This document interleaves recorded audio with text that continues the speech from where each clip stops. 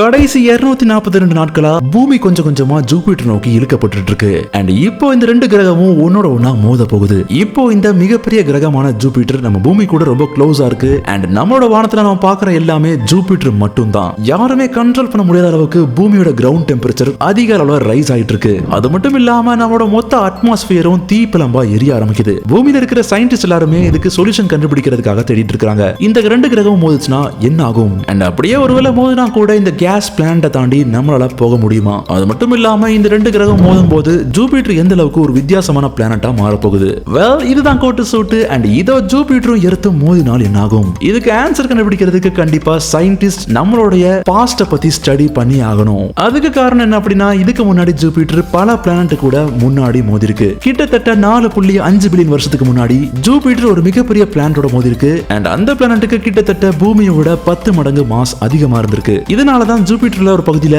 ஒரு மிகப்பெரிய பிரளயத்தை நம்மளால பார்க்க முடியும். ஆனா ஜூபிட்டர் கூட மோதின அந்த இன்னொரு பிளானட்டுக்கு என்னாச்சு? இதை வச்சு நம்ம கிரகம் ஜூபிட்டர் கூட மோதிச்சு அப்படின்னா எந்த அளவுக்கு பின்விளைவுகளை ஏற்படுத்தும் அப்படிங்கறத நாம கண்டுபிடிக்க முடியும். இதுக்கு ஆன்சர் கண்டுபிடிக்கணும் அப்படின்னா நாம டைம்ல 4.5 பில்லியன் வருஷத்துக்கு முன்னாடி டிராவல் பண்ணி போயாகணும். அன்னைக்கு ஜூபிட்டர் அப்படிங்கிறது ரொம்பவே ஒரு யங்கான பிளானட்டா இருந்திருக்கு. அது யூனிவர்ஸ்ல அதோட இடத்தை கண்டுபிடிக்கிறதுக்காக தேடிட்டு இருந்திருக்கு. அன்னைக்கு இருந்ததை விட அடுத்த மில்லியன் வருஷத்துல ஜூபிட்டரோட கிராவிட்டி ஃபோர்ஸ் ரொம்ப ரொம்ப ஸ்ட்ராங்கா இருக்கு. இதனால ஜூபிட்டருக்கு பக்கத்துல இருந்த மத்த பிளானட் ஜூபிட்டர் நோக்கி அட்ராக்ட் ஆகி ஜூபிட்டர்ல விழ ஆரம்பிச்சிருக்கு. அதுல என்ன சொல்றாங்க அப்படின்னா, அதுல விழுந்த ஒரு பிளானட்டோட சைஸ் இப்போ பூமியை விட 10 மடங்கு மாஸ்ல அதிகமா இருந்திருக்குன்னு சொல்றாங்க. அது மட்டும் இல்லாம அந்த மொத்த பிளானட்டும் சிலிகேட் ஐஸ் கோரால உருவாயிருக்குன்னு சொல்றாங்க. இதுல ரொம்ப முக்கியமான விஷயம் என்ன அப்படின்னா, அந்த கிரகம் ஜூபிட்டரோட மோதின வேகம் எவ்வளவு அப்படின்னா கிட்டத்தட்ட ஒரு செகண்டுக்கு மட்டுமே 46 கிலோமீட்டர் வேகத்துல மோதிருக்கு. இந்த ரெண்டு கிரகமும் கொலையானதுனால ஜூபிட்டர்ல கொஞ்சம் மாஸ் மட்டும் தான் கம்மியா இருக்கு. ஆனா ஜூபிட்டரோட மொத்த கோரும் கம்ப்ளீட்டா சேஞ்ச் ஆயிருக்கு. இந்த கொலிஷன் நடக்கிறதுக்கு முன்னாடி ஜூபிட்டர்ல நடு பகுதியில டென்ஸான கோர் மெட்டீரியல் இருந்திருக்கு. அது மட்டும் இல்லாம மொத்த ஜூபிட்டரும் ஹீலியமாலையும் ஹைட்ரோஜனாலையும் நிறைஞ்சிருந்திருக்கு. ஆனா கொலிஷன் நடந்ததுக்கு அப்புறம் சிலிகேட் ஐஸ் கோர்ல இருக்கிற அந்த கோர் ஜூபிட்டர் மொத்தமும் பரவி இருக்கு. இதனால ஜூபிட்டர்ல சென்டர்ல இருந்த அந்த சாலிடான கோர் மொத்தமும் டைல்யூட் ஆயிருக்கு. அண்ட் அந்த கொலிஷன் தான் ஜூபிட்டர் இன்னைக்கு எப்படி இருக்கு அப்படிங்கிறதுக்கு ஒரு முக்கியமான காரணம். சோ இதே மாதிரி பூமி ஜூபிட்டர்ல மோதிச்சு அப்படின்னா இந்த சம்பவத்தோட எந்த அளவுக்கு அந்த சம்பவம் வித்தியாசமா இருக்கும்?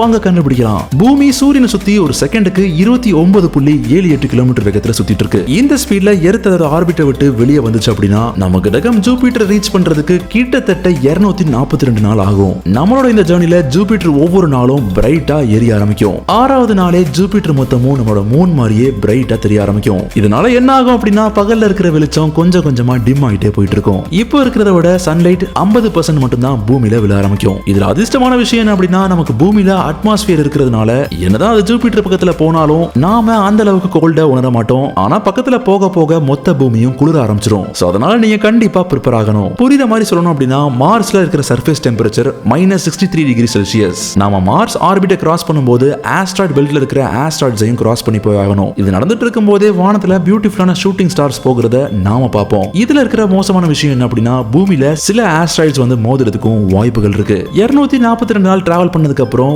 பூமி ஃபைனலா நம்மளோட டெஸ்டினேஷன் வந்து அடையும். பூமி கொஞ்சம் கொஞ்சமா ஜூபிட்டர் நோக்கி போகும்போது பூமியோட வெலாசிட்டி ஒரு செகண்டுக்கு 60 கிலோமீட்டரா கூடியிருக்கும். இது எந்த அளவுக்கு வேகம் அப்படின்னா ஒரு நார்மலான ஏர்பிளேனோட கிட்டத்தட்ட 250 மடங்கு வேகம். சோ நீங்க கண்டிப்பா டைட்டா பிடிச்சுக்கணும். ஆமா, சொல்ல மறந்துட்டேன், ஜூபிட்டர்ல 79 மூன்ஸ் இருக்கு. சோ விஷயம் என்ன அப்படின்னா, ஜூபிட்டர்ல மோதுறதுக்கு முன்னாடியே இந்த மூன்ஸ்ல நம்மளோட பூமி மோதிரும். அப்படியே ஜூபிட்டர்ல இருக்கிற மூன்ஸை நம்ம அவாய்ட் பண்ணிட்டு நேரா ஜூபிட்டர்ல போய் மோதினா கூட விஷயம் இன்னும் மோசமா தான் ஆகும். ஜூபிட்டர்ல மோதின உடனே ரெண்டு பிளானட்டோட அட்மாஸ்பியரும் கொஞ்சம் கொஞ்சமா கம்ப்ரஸ் ஆக ஆரம்பிக்கும். இதனால ரெண்டு பிளானட்லயும் டெம்பரேச்சர் பயங்கரமா உயரும். சோ நம்மளோட பூமியில இருக்கிற அட்மாஸ்பியர்ல இருக்கிற ஏர் மொத்தமும் நெருப்புல எரிய ஆரம்பிக்கும். ஆனா நீங்க கண்டிப்பா ஜூபிட்டர்ல இருக்கிற சென்ட்ரல் கோர்ல போய் மோதிருமோ அப்படின்னு பயப்பட வேண்டாம். ஏன்னா சென்ட்ரல்ல போய் மோதுறதுக்கு முன்னாடியே எல்லாமே நடந்து முடிஞ்சிடும். ஏன்னா ஜூபிட்டரோட அட்மாஸ்பியர்லயே நம்ம பூமி மொத்தமா சின்ன பின்னமாயிரும். இதனால ஜூபிட்டர்ல மிகப்பெரிய பாதிப்பு ஏற்பட்டிருக்கும். ஏன்னா பூமியோட பிண்டங்கள் ஜூபிட்டரோட அட்மாஸ்பியர்ல தான் சுத்த ஆரம்பிக்கும். சோ நீங்க என்னைக்காவது நம்மளோட பூமி நம்மளோட ஆர்பிட்டை விட்டுட்டு ஜூபிட்டர் நோக்கி போகிறத பாத்தீங்க அப்படின்னா நீங்க உடனடியா பூமியில இருந்து ஜம்ப் பண்ணி